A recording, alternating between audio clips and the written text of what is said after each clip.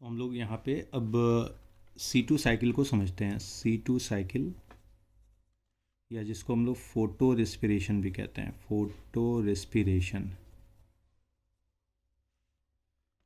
Photo respiration, right. तो कुछ point यहाँ पे मैं पहले क्लियर कर देता हूँ। जो फोटो रेस्पिरेटरी प्रोसेस है ये normally found in C3 plant, ठीक है। C4 प्लांट में एब्सेंट होगी, लिख देता हूँ absent in C4 plant.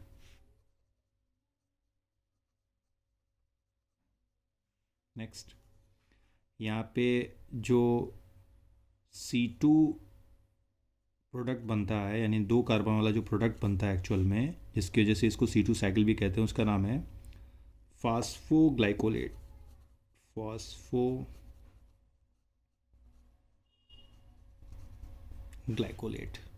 Okay. दूसरा इंपॉर्टेंट पॉइंट यहाँ पर, रूबिस्को जो है, रूबिस्को एंजाइम, वो ऑक्सीजनेज एक्टिविटी शो करता है, ना कि कार्बोक्सिलेज, ठीक है। 3 पॉइंट इंपॉर्टेंट हो गए। और इसीलिए यहाँ पे ATP यूज्ड होता है, CO2 रिलीज़ हो जाती है। CO2 क्या होती है? रिलीज़ हो जाती है। No sugar formation.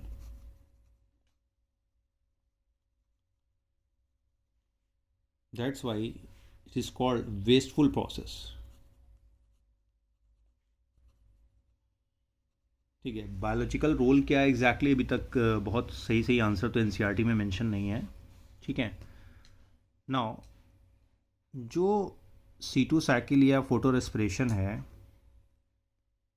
इसको हम लोग समझते हैं थोड़ा। ये सपोज़ ये हमारा, थोड़ा सा ऊपर कर दूँ इसे, ये मान लीजिए हमारा रूबिस्को एंजाइम है। अगर सब कुछ सही है तो RUBP जो है वो CO2 के साथ बाइंड कर रहा है। क्या बन रहा है? 2 मॉलिक्यूल ऑफ 3 PGA। ये 3 PGA आगे चलकर ट्रायोस फॉस्फेट बनाएगा, फॉस्फेट। देन रीजनरेशन की प्रोसेस होती है,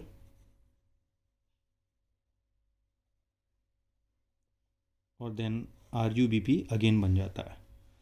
इस ट्रायोस फॉस्फेट से आगे चलकर शुगर बन जाती है। एक जनरलाइज प्रोसेस जो चलती है,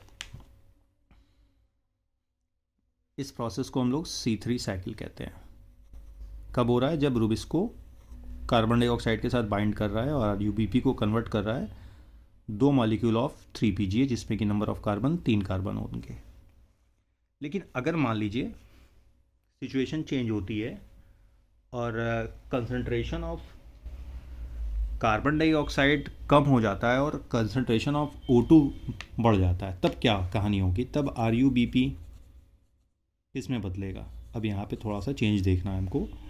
नाउ, यहाँ पे ऑक्सीजन अगर बाइंड कर जाती है, तब RUBP चेंज होगा 1 मॉलिक्यूल 3 PGA में, एंड 1 मॉलिक्यूल बनेगा 2 फास्फो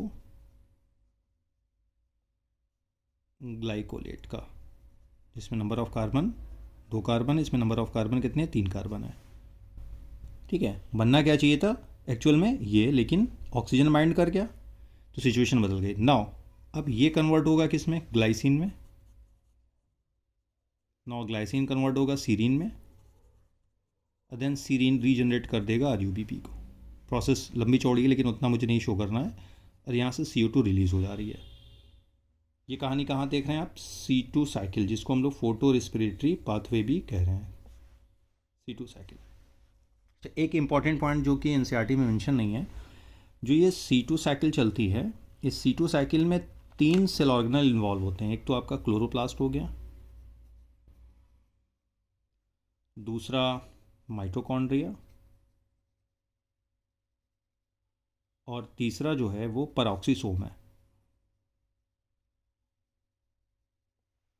वहीं अगर इस केस में बात करें C3 साइकिल में तो ओनली क्लोरोप्लास्ट।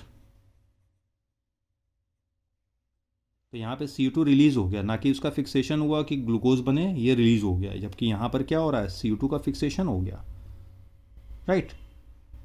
तो ये कहानी होती है ऑक्सीजन और कार्बन डाइऑक्साइड के कंसंट्रेशन से, कि किसका कंसंट्रेशन ज़्यादा है, किसका कंसंट्रेशन कम है, रुबिस्को कब ऑक्सीजनेज एक्टिविटी करेगा, कब कार्बोक्सिलेज एक्टिविटी करेगा, राइट।